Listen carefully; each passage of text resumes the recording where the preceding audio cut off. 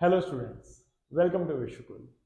आज हम लोग पढ़ने जा रहे हैं मैक्रो इकोनॉमिक्स में गवर्नमेंट बजट के बारे में। तो इसके पहले हम लोग डिस्कस कर लेते हैं आखिर बजट का मतलब होता क्या है। देखिए, बजट का मतलब होता है जब हम लोग एस्टिमेट कर रहे होते हैं कि हमारे पास कितनी रिसीट्स होने वाली हैं, दैट इज कितनी इनकम होने वाली है, एंड हम लोग कितना खर्चा करने वाले हैं।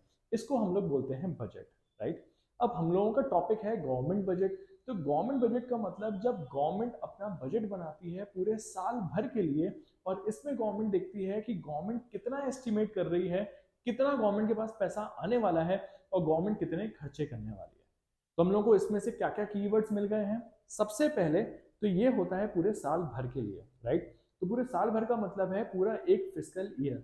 Fiscal year 1 April to 31 March के लिए। तो गवर्नमेंट ने जब अभी अभी बजट लॉन्च किया है 1 फरवरी को, संडे के दिन वो भी, तो मतलब ये जो बजट है वो कब के लिए होगा? 1 अप्रैल से 31 मार्च के लिए रहेगा, राइट। तो हमेशा ये जो बजट होता है एक्चुअल में जब एनेक्ट होने वाला होता है उसके पहले गवर्नमेंट को बजट शो करना पड़ता है। तो गवर्नमेंट ने बजट शो कर दिया है फरवरी में, अब ये 1 अप्रैल से लागू हो जाएगा। देखिए, अब इस बजट में अगर देखा जाए तो बजट में एस्टिमेटेड सारी चीजें चलती हैं। एस्टिमेटेड का मतलब होता है कि कितना वो प्लान कर रहे हैं। इसी को हम लोग बोलते हैं एक्स एंटे। जितना आप प्लान कर रहे होते हो वो होता है एक्स एंटे, और जितना एक्चुअल में रिसीव होता है उसको बोलते हैं एक्स पोस्ट। तो जब गवर्नमेंट अपना बजट रिलीज करती है तो गवर्नमेंट दो बजट रिलीज करती है। एक कि कमिंग फिजिकल ईयर के लिए गवर्नमेंट की क्या रेवेन्यू रिसीट्स होने वाली हैं, क्या कैपिटल रिसीट्स होने वाली हैं, और गवर्नमेंट कितना प्लान कर रही है कि कितना खर्चा करेगी। और दूसरा बजट जो गवर्नमेंट बताती है वो होती है लास्ट ईयर का, जिसमें गवर्नमेंट बताती है कि हमने क्या एस्टिमेट किया था और एक्चुअल में हम लोगों ने कितना रिसीट्स गेन करी हैं और कितना हम लोगों ने खर्चा किया है, राइट। तो मतलब जब हम लोग बजट देख रहे होते हैं तो ये बजट हम लोग देख रहे होते हैं कमिंग फिजिकल ईयर के लिए। तो जो 1 अप्रैल 2026 से लेके 31 मार्च 2027 तक के लिए लागू रहेगा, इसको हम लोग बोलते हैं गवर्नमेंट बजट। अब देखिए, बजट के दो कंपोनेंट्स हैं। एक तो होता है रिसीट साइड और एक होता है एक्सपेंडिचर साइड। अब रिसीट्स दो टाइप की होती हैं, एक होती है रेवेन्यू रिसीट्स, एक होती है कैपिटल रिसीट्स। देखिए, रेवेन्यू रिसीट्स का मतलब ऐसी रिसीट्स जिसमें गवर्नमेंट के ऊपर कोई लायबिलिटी और एसेट का चेंज नहीं आता है। ये ऐसी रिसीट्स होती हैं जिसमें गवर्नमेंट को पैसा रिसीव हो जाता है, जिसमें गवर्नमेंट को कुछ भी पैसा वापस नहीं लौटाना पड़ता है इसके बदले में। फॉर एग्जाम्पल, अगर गवर्नमेंट को कुछ इनकम टैक्स मिल रहा है तो ये गवर्नमेंट की रेवेन्यू रिसीट्स है, इससे गवर्नमेंट के एसेट्स और लायबिलिटीज में कोई चेंज नहीं आया। अगर गवर्नमेंट को जीएसटी मिलता है, इससे भी गवर्नमेंट के ऊपर कोई लायबिलिटी नहीं आई, तो ये फिर से कौन सी हो गई हमारी रिसीट्स? Revenue receipts. ऐसे ही गवर्नमेंट ने अगर बीएचएल कंपनी में अपने शेयर्स रखे हुए हैं, उससे जो डिविडेंड और प्रॉफिट आ रहा है, ये भी गवर्नमेंट की रेवेन्यू रिसीट्स होती है। तो वो सारी रिसीट्स जिससे गवर्नमेंट की लायबिलिटीज और एसेट्स में चेंज ना हो और ये रिकरिंग हो, मतलब गवर्नमेंट को ये रेगुलरली रिसीव होता रहे, तो उसको बोलते हैं हम लोग रेवेन्यू रिसीट्स। तो रेवेन्यू रिसीट्स के टोटल दो पार्ट्स होते हैं, एक होता है टैक्स रिसीट्स, एक होता है नॉन टैक्स रिसीट्स। देखिए, टैक्स दो टाइप के होते हैं, एक होता है डायरेक्ट टैक्स, एक होता है indirect tax. Direct tax and indirect tax में क्या अंतर होता है?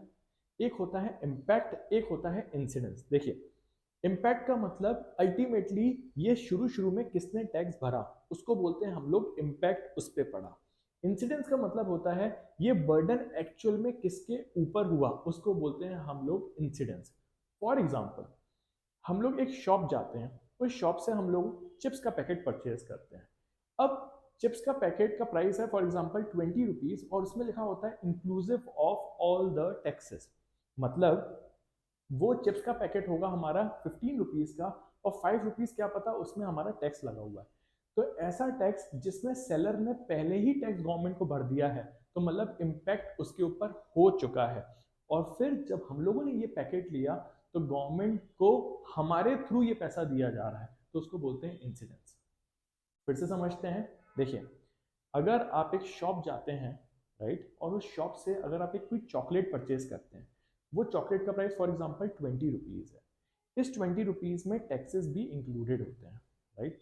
तो मतलब ये जो चॉकलेट का पैकेट है, ये चॉकलेट पे जो टैक्स है वो पहले से सेलर भर के बैठा हुआ है, जो प्रोड्यूसर होता है वो पहले से इसके ऊपर टैक्स भर के बैठा है, तो इसको बोलते हैं इम्पैक्ट। पहले से टैक्स इस पर भरा हुआ है, लेकिन जैसे ही हम लोग वो चीज़ परचेज करते हैं तो उसके साथ हम लोगों को टैक्सेस भी पे करना पड़ता है। तो मतलब इंसिडेंस पड़ा हम लोगों पे, क्यों? क्योंकि एक्चुअल में किसने पे किया है? ये एक कंज्यूमर ने, लेकिन शुरुआत में उसको किसने भरा था? सेलर ने। तो ऐसा टैक्स जिसका इम्पैक्ट और इंसिडेंस दो अलग अलग लोगों पे पड़ता है, इसको बोलते हैं इनडायरेक्ट टैक्स। या तो आप उसको इस तरीके से भी याद कर सकते हैं, जो टैक्स इनडायरेक्टली गवर्नमेंट तक पहुंचे उसको बोलते हैं इनडायरेक्ट टैक्स। अल्टीमेटली इसका बर्डन कंज्यूमर पे पड़ा, लेकिन कंज्यूमर ने गवर्नमेंट को ये टैक्स डायरेक्टली नहीं भरा है, इसलिए इस टैक्स को हम लोग बोलेंगे इनडायरेक्ट टैक्स, राइट। अब डायरेक्ट टैक्स का एग्जांपल लेते हैं। डायरेक्ट टैक्स वो टैक्स होता है जो इम्पैक्ट और इंसिडेंस जिसका शिफ्ट नहीं हो सकता है, जिस पे इम्पैक्ट पड़ता है उसी पे इंसिडेंस भी पड़ता है। फॉर एग्जांपल मेरे पास प्रॉपर्टी है 1 CR की, अब इसके ऊपर जो टैक्स बन रहा है वो किसके ऊपर पड़ रहा है? मेरे ऊपर। तो इम्पैक्ट किसके ऊपर होगा? मेरे ऊपर। मैं ही गवर्नमेंट को ये टैक्स भरूंगा और ये अल्टीमेट बर्डन भी मेरे ऊपर ही है, क्योंकि ये प्रॉपर्टी मेरी थी। इसको बोलते हैं डायरेक्ट टैक्स। जो टैक्स में डायरेक्टली गवर्नमेंट को भरता हूँ इट इज डायरेक्ट टैक्स, और जो टैक्स इनडायरेक्टली गवर्नमेंट तक जाता है वो होता है इनडायरेक्ट टैक्स। तो GST, goods and service tax, is an example of indirect tax. क्यों? क्योंकि इनडायरेक्टली हम ही कंज्यूमर्स वो टैक्स गवर्नमेंट को भरते हैं। सेलर तो बस शुरू शुरू में इस टैक्स को भरता है, लेकिन वो कंज्यूमर से ही वसूल के गवर्नमेंट को दे रहा होता है, राइट। ओके, अब इसके बाद हम लोगों को देखना है कि नॉन टैक्स रेवेन्यूज यहाँ पे क्या क्या होते हैं। हम लोगों ने देख लिया अभी टैक्स रिसीट्स क्या होती हैं। अब नॉन टैक्स वाली चीजें ऐसी कौन सी होती हैं जिससे गवर्नमेंट को पैसा रिसीव होता है? तो सबसे पहले गवर्नमेंट को यहाँ पे पैसा रिसीव होता है फॉर एग्जाम्पल डिविडेंड के फॉर्म में, प्रॉफिट्स के फॉर्म में, या तो गवर्नमेंट को यहाँ पे पैसा रिसीव हो रहा है कि किसी दूसरे कंट्री ने गवर्नमेंट की हेल्प कर दी तो ये गवर्नमेंट को कुछ पैसा मिल गया। एक वर्ड होता है एस शीट। अगर आपकी प्रॉपर्टी है और अगर आप नहीं रहते हो और अगर आपका कोई लीगल हायर नहीं है, कोई भी आपकी फैमिली मेंबर नहीं है, तो ये अल्टीमेटली प्रॉपर्टी गवर्नमेंट की हो जाती है। ये भी गवर्नमेंट का सोर्स ऑफ रेवेन्यू होता है, इसको बोलते हैं हम लोग एस शीट, राइट। तो ये सारे फॉर्म होते हैं हमारे नॉन टैक्स रेवेन्यू के, जिसमें टैक्सेस के अलावा भी गवर्नमेंट को कुछ पैसा रिसीव होता है। अब आता है हमारा capital receipts, right. Capital receipts ऐसी रिसीट्स होती हैं जिसमें गवर्नमेंट के एसेट्स कम हो जाते हैं और लायबिलिटीज इंक्रीज हो जाती हैं। या तो एसेट्स कम होंगे या तो लायबिलिटीज इंक्रीज होंगी, ऐसी रिसीट्स को बोलते हैं capital receipts. For example government ने कुछ पैसा बोरो किया तो ये गवर्नमेंट की लायबिलिटी है कि गवर्नमेंट को ये पे बैक करना है। तो ऐसी रिसीट्स जिससे लायबिलिटी बढ़ जाए, कैपिटल रिसीट्स, या तो आपके एसेट्स कम हो जाए। ऐसी अगर गवर्नमेंट अपनी कोई बिल्डिंग सेल कर दे, कोई मशीन सेल कर दे, तो गवर्नमेंट की एसेट्स क्या हो गए? कम हो गए। तो इसको हम लोग क्या बोलेंगे? Capital receipts. बोरो कर रहे हैं तो लायबिलिटीज बढ़ गई, इसको क्या बोलेंगे? Capital receipts. अब आते हैं हम लोग गवर्नमेंट के एक्सपेंडिचर साइड में। तो गवर्नमेंट के दो टाइप के एक्सपेंडिचर्स होते हैं, revenue expenditure, capital expenditure. What are revenue expenditures? ऐसे एक्सपेंडिचर जो गवर्नमेंट करती है अपने डे टू डे रनिंग के लिए।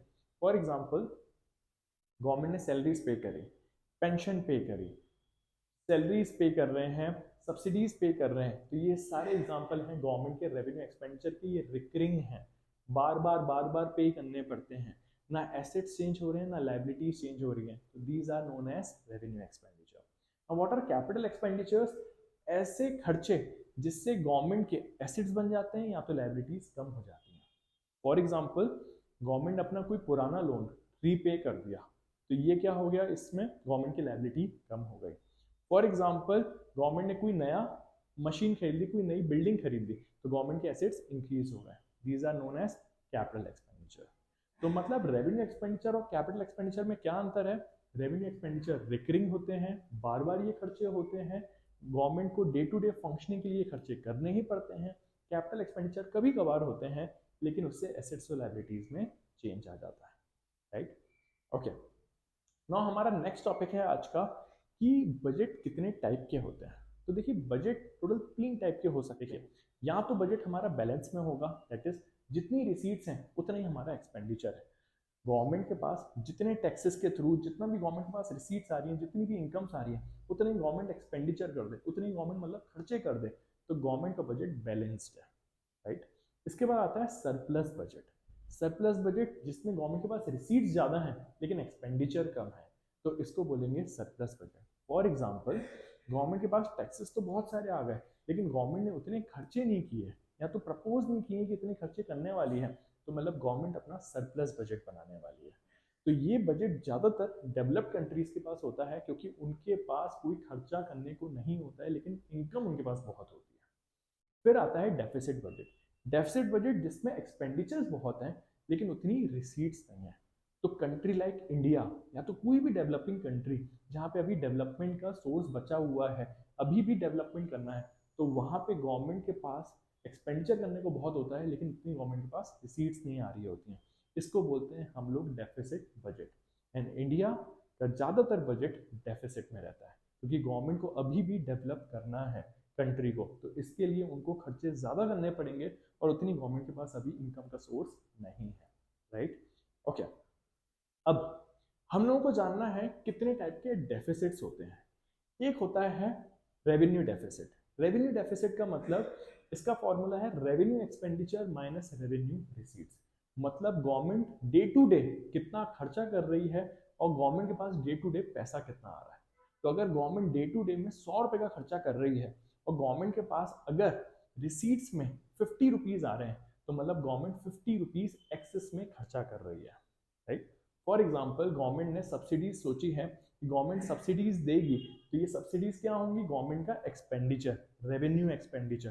तो गवर्नमेंट एक्सपेंडिचर दे रही है फॉर एग्जाम्पल 80 रुपीज का, और गवर्नमेंट के पास रिसीट्स आने वाली हैं फॉर एग्जाम्पल 30 की, तो मतलब 80 का खर्चा है और 30 की रिसीट्स हैं, तो मतलब गवर्नमेंट 50 में एक्सेस खर्चा कर रही है। दिस एक्सेस खर्चा is basically the revenue deficit, जिसमें गवर्नमेंट अपनी डे टू डे फंक्शनिंग के लिए भी लोन लेके काम करती है। Right, okay. इसके बाद आता है हमारा नेक्स्ट जो होता है फिस्कल डेफिसिट। फिस्कल डेफिसिट का फॉर्मूला होता है total expenditure minus total receipts excluding boring. सारे खर्चों में से सारी रिसीट्स माइनस कर दो, बस कैपिटल रिसीट का एक बोरिंग पार्ट को छोड़ दो। तो अल्टीमेटली अगर आप देखेंगे तो फिस्कल डेफिसिट आखिर होता क्या है, fiscal deficit is basically your borrowings. तो गवर्नमेंट जितना बोरो कर रही होती है उसको बोलते हैं हम fiscal deficit. And recent budget में गवर्नमेंट ने बोला है कि गवर्नमेंट इसको 4.3% रखने वाली है। तो मतलब गवर्नमेंट अपना धीरे धीरे फिस्कल डेफिसिट कम कर रही है, मतलब गवर्नमेंट कोशिश कर रही है कि अपनी बोरोइंग्स को थोड़ा कम ही रखे। इसके बाद आता है प्राइमरी डेफिसिट। अब प्राइमरी डेफिसिट का फॉर्मूला क्या होता है, fiscal deficit minus interest payments. इसका क्या मतलब है, देखिए अगर गवर्नमेंट कह रही है कि हम लोगों ने फिस्कल डेफिसिट दैट इज हम लोगों ने जो बोरोइंग्स करी हैं वो करी है 10,000 करोड़ की, और हम लोग ये सिर्फ पैसा यूटिलाइज करने वाले हैं इंटरेस्ट पेमेंट के लिए, तो मतलब जितनी आपकी बोरोइंग्स है आप ये पूरा पैसा किस लिए यूटिलाइज करने वाले हो, इंटरेस्ट पे करने के लिए। राइट, तो मतलब आपका इंटरेस्ट पेमेंट कितने का होना चाहिए, 10,000 करोड़ का। अगर आपने बोरो किया है इंटरेस्ट पेमेंट के लिए तो 10,000 करोड़ के अगर आपकी बोरोइंग्स है और इंटरेस्ट पेमेंट भी 10,000 करोड़ का है, तो मतलब आपका प्राइमरी डेफिसिट आएगा जीरो। क्यों, क्योंकि फॉर्मूला क्या है, primary deficit equals to fiscal deficit minus interest payment. 10,000 crore अगर बोरो किया है, 10,000 करोड़ का ही इंटरेस्ट पे कर दो तो आंसर आ जाता है जीरो। मतलब गवर्नमेंट ने एक्चुअल में इंटरेस्ट पे करने के लिए ही लोन लिया गया था। लेकिन अगर यहाँ पे गवर्नमेंट की बोरिंग्स है 10,000 करोड़ और इंटरेस्ट पेमेंट है 8,000 करोड़, तो मतलब गवर्नमेंट 2,000 करोड़ में एक्सेस में बोरिंग लेके बैठी हुई है। इससे गवर्नमेंट की एक एक्चुअल पिक्चर दिख जाती है कि गवर्नमेंट अपनी इंटरेस्ट पेमेंट के अलावा और कहां कहां पे खर्चा कर रही है। राइट, इसको बोलते हैं हम लोग प्राइमरी डेफिसिट। तो आज हम लोगों ने टोटल 3 टाइप के डेफिसिट देखे हैं। एक होता है हमारा रेवेन्यू डेफिसिट, जिसका फॉर्मूला होता है revenue expenditure minus revenue receipts. इससे क्या निकल जाएगा, रेवेन्यू डेफिसिट। सेकेंड फॉर्मूला हमने देखा fiscal deficit which is total expenditure. Total expenditure मतलब capital expenditure plus revenue expenditure minus total receipts, जिसमें आती है हमारी रेवेन्यू रिसीट्स और कैपिटल रिसीट्स। बस इसमें से हम लोगों को बोरिंग्स को छोड़ देना है। और फिर हमने थर्ड देखा, थर्ड होता है हमारा प्राइमरी डेफिसिट, जिसका फॉर्मूला है fiscal deficit minus interest payments. Right, फिर से एक बार रिवाइज करते हैं क्या क्या चीजें आज हमने देखी है। गवर्नमेंट बजट का मतलब होता है गवर्नमेंट कितना एस्टिमेट कर रही है, गवर्नमेंट के पास कितनी रिसीट्स आने वाली हैं एंड कितना गवर्नमेंट एक्सपेंडिचर करने वाली है। ये जो गवर्नमेंट बजट बनता है ये पूरे एक फिस्कल ईयर के लिए बनता है, तो मतलब 1 अप्रैल से 31 मार्च तक के लिए बनता है, राइट। इसके बाद अब एक्सपेंडिचर्स गवर्नमेंट के दो टाइप के होते हैं, रिसीट्स भी गवर्नमेंट की दो टाइप की होती है। एक्सपेंडिचर दो टाइप के क्या क्या होते हैं, revenue expenditure, capital expenditure. Revenue expenditure day to day के लिए गवर्नमेंट जो खर्चा करती है उसको बोलते हैं रेवेन्यू एक्सपेंडिचर, इससे एसेट्स और लायबिलिटीज में चेंज नहीं आता है। कैपिटल एक्सपेंडिचर ऐसे खर्चे जो गवर्नमेंट करती है जिससे गवर्नमेंट के एसेट्स बढ़ जाते हैं और लायबिलिटीज कम हो जाती हैं, राइट। एग्जांपल्स की बात करें तो रेवेन्यू एक्सपेंडिचर मतलब गवर्नमेंट का सैलरीज पे करना, गवर्नमेंट को सब्सिडीज पे करना, गवर्नमेंट और जो भी खर्चे करती है, फॉर एग्जांपल गवर्नमेंट ने एजुकेशन पे खर्चा किया, रेवेन्यू एक्सपेंडिचर। गवर्नमेंट ने फॉर एग्जांपल मेंटेनेंस पे खर्चा किया, रेवेन्यू एक्सपेंडिचर। लेकिन यहीं पे अगर गवर्नमेंट मेट्रो के कंस्ट्रक्शन में खर्चा कर दे तो कैपिटल एक्सपेंडिचर। गवर्नमेंट ने कोई फ्लाईओवर बनाने में खर्चा कर दिया, कैपिटल एक्सपेंडिचर। गवर्नमेंट ने अगर कोई खर्चा किया फॉर एग्जांपल इंडस्ट्रीज ग्रो करने के लिए, कैपिटल एक्सपेंडिचर। तो ऐसे एक्सपेंडिचर जिससे गवर्नमेंट के एसेट्स बढ़ जाएं या तो लायबिलिटीज कम हो जाएं, उन एक्सपेंडिचर्स को कैपिटल एक्सपेंडिचर नाम दिया गया है। और रेवेन्यू एक्सपेंडिचर जो गवर्नमेंट के डे टू डे फंक्शनिंग के लिए लगता है, राइट। अगर नेशन को बिल्ड करना है तो कैपिटल एक्सपेंडिचर लगता है, डे टू डे फंक्शनिंग करनी है तो रेवेन्यू एक्सपेंडिचर लगता है। अब आते हैं नेक्स्ट रिसीट्स पे। रिसीट्स में हमने क्या पढ़ा, दो टाइप की रिसीट्स हैं, capital receipts, revenue receipts. Revenue receipts ऐसी रिसीट जो गवर्नमेंट को डे टू डे रिकरिंग है, जिसमें गवर्नमेंट को पैसा मिलता रहता है और ये नो क्विड प्रो क्यो रखती है। इसका मतलब कि गवर्नमेंट को जितना भी पैसा ये रिसीव होता है गवर्नमेंट ये सबके वेलफेयर के लिए यूज करती है और आपको इक्वल बेनिफिट उसके लिए गवर्नमेंट नहीं देती है। तो मतलब अगर मैं गवर्नमेंट को टैक्स पे कर रहा हूँ 1000 रुपए का, तो इसके लिए गवर्नमेंट मेरे घर के सामने कोई 1000 रुपए का कंस्ट्रक्शन नहीं कर देगी, राइट।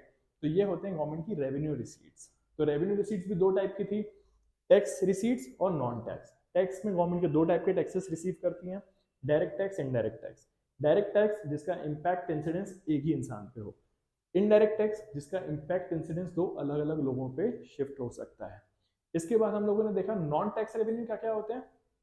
फॉर एग्जाम्पल गवर्नमेंट को पैसा मिला डिविडेंड के फॉर्म में, गवर्नमेंट को पैसा मिल रहा है प्रॉफिट से, या तो गवर्नमेंट को एसचीट का पैसा मिला, फाइन्स का, पेनल्टी का, लाइसेंस फीस का, जो भी आप गलतियां करते हैं और उसके ऊपर जो पेनल्टीज पे करते हैं, ये सब गवर्नमेंट के रेवेन्यू रिसीट्स का पार्ट होता है, राइट।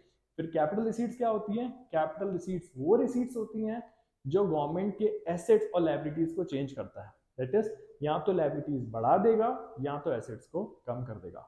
आप अपनी कोई बिल्डिंग बेच दीजिए, दैट इज गवर्नमेंट अगर अपनी कोई बिल्डिंग बेच दे, मशीन बेच दे, तो गवर्नमेंट के एसेट्स क्या हो जाएंगे, कम। इसके बाद गवर्नमेंट बोरो कर ले तो गवर्नमेंट को यहाँ पे लायबिलिटी बढ़ जाएगी, इसको बोलते हैं हम लोग capital receipts. In the same way अगर कैपिटल एक्सपेंडिचर का एक बात करें एग्जांपल की, अगर गवर्नमेंट अपना कोई पुराना लोन रीपे कर दे तो ये क्या होगा, कैपिटल एक्सपेंडिचर, क्योंकि खर्चा किया गया है और इससे गवर्नमेंट की लायबिलिटी कम हो जाती है। इसके बाद हम लोगों ने देखा पहला बजट बैलेंस बजट, जिसमें जितनी रिसीट्स हैं उतना एक्सपेंडिचर है। सरप्लस बजट जिसमें रिसीट्स ज्यादा हैं एक्सपेंडिचर कम है। उसके बाद डेफिसिट बजट जिसमें एक्सपेंडिचर ज्यादा है रिसीट्स कम है। और इंडिया फॉलो करती है डेफिसिट बजट, क्योंकि जब कंट्री डेवलप हो रही होती है तो अपने बजट को डेफिसिट में रखती है, खर्चा ज्यादा करती है और उतना पैसा रिसीव नहीं होता है। इवन दो गवर्नमेंट इस बार कह रही है कि गवर्नमेंट का टैक्स कलेक्शन बढ़ने वाला है, ऐसा फोरकास्टेड है, एस्टिमेटेड है, लेकिन स्टिल गवर्नमेंट खर्चे उससे ज्यादा कर रही है, इसलिए डेफिसिट बजट कहलाता है। तो ये थे हमारे कुछ टाइप्स ऑफ बजट। और जो हम लोगों ने एक लास्ट में पढ़ा था विच इज कितने टाइप के डेफिसिट्स होते हैं। तो कितने टाइप के डेफिसिट्स होते हैं, तीन टाइप के। पहला होता है हमारा revenue deficit which is revenue expenditure minus revenue receipts. फिर होता है फिस्कल डेफिसिट, फिस्कल डेफिसिट को हम बोरोइंग्स भी कह सकते हैं। और फिर हमारा लास्ट में आता है प्राइमरी डेफिसिट जिसका फॉर्मूला है fiscal deficit minus interest payments. तो ये थी हमारी आज की क्लास जिसमें हमने पढ़ा है पूरा गवर्नमेंट बजट के बारे में। Thank you.